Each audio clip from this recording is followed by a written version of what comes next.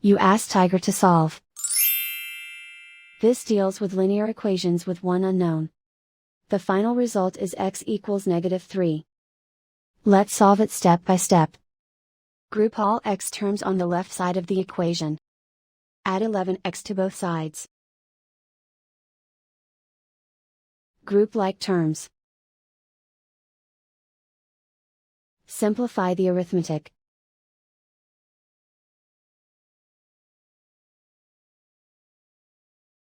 Group all constants on the right side of the equation. Subtract 15 from both sides. Simplify the arithmetic.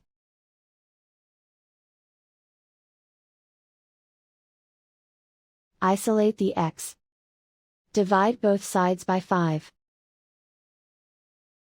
Simplify the fraction.